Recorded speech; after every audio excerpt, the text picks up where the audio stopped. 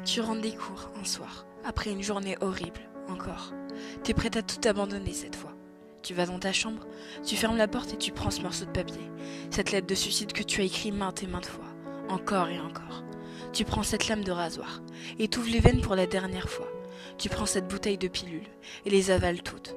Tu t'allonges patiemment, tenant cette lettre sur ta poitrine. Tu fermes les yeux pour la dernière fois. 1 heure plus tard, ton petit frère toque à la porte pour te dire que le dîner est prêt. Tu ne réponds pas, alors il entre. Il voit seulement que tu es allongé sur ton lit. Alors il pense que tu dois dormir. Il redescend et dit ça à ta mère. Elle monte dans ta chambre pour te réveiller mais remarque que quelque chose ne va pas. Elle prend la feuille que tu as dans les mains et la lit. Sanglotant, elle te secoue. Crie ton nom mais tu ne réponds pas.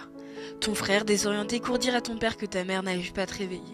Ton père monte les escaliers affolé, voit ta mère en train de pleurer, tenant fermement cette lettre contre sa poitrine, près de ton corps sans vie. Il comprend rapidement, et se met à crier, jetant un objet à travers la pièce. Puis il tombe à genoux, et se met à pleurer. Le lendemain, à ton lycée, la principale annonce ton suicide à la classe. Cela prend quelques secondes avant que chacun se rende compte. Puis tout le monde devient silencieux. Ils se blâment tous. Les professeurs pensent qu'ils ont été trop durs avec toi. Ces filles populaires repensent à tout ce qu'elles t'ont dit de méchant, bêtement. Ce garçon qui avait l'habitude de t'ennuyer et de t'insulter ne peut pas s'empêcher de se haïr pour n'avoir jamais osé te dire à quel point il te trouvait belle en réalité. Ton ex-petit copain, celui à qui tu disais tout, celui qui t'a largué. Pourtant, il ne peut pas supporter d'entendre cette nouvelle. Il s'effondre, se met à pleurer puis quitte la classe. Les amis, ils sanglotent aussi, se demandent comment ils ont fait pour ne pas se rendre compte que quelque chose allait mal. Ils auraient aimé pouvoir t'aider avant qu'il ne soit trop tard. Et ta meilleure amie, elle est en état de choc. Elle ne peut pas y croire. Elle savait ce que tu traversais, mais elle ne pensait pas que ça allait aussi mal, au point d'en finir. Elle ne peut pas pleurer. Elle ne veut rien ressentir. Elle se lève et sort de la classe. Dans le couloir, elle s'effondre par terre, tremblante. Se met à crier, mais aucune larme ne sort. Quelques jours plus tard, à ton enterrement, il y a la foule. Beaucoup de gens te connaissaient. C'est cette fille pétillante, celle qui était toujours là pour les autres. L'épaule sur laquelle on pouvait pleurer. Ils parlent tous avec de bons souvenirs qu'ils ont eu avec toi. À tous, on peut voir des larmes couler de leurs yeux. Ton petit frère ne sait toujours pas que tu t'es suicidé. Il est trop jeune. Tes parents lui ont seulement dit que tu étais décédé. Ça le blesse. Ça le blesse énormément. T'étais censée être sa grande sœur. Tu étais supposée être toujours là pour lui. Ta meilleure amie.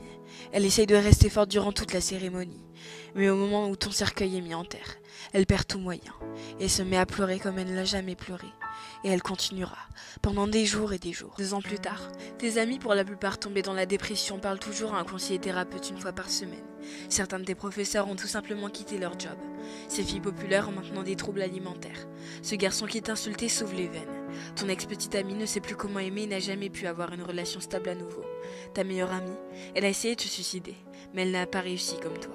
Mais elle a essayé, plusieurs fois. Ton frère, il a finalement découvert la vérité sur ta mort.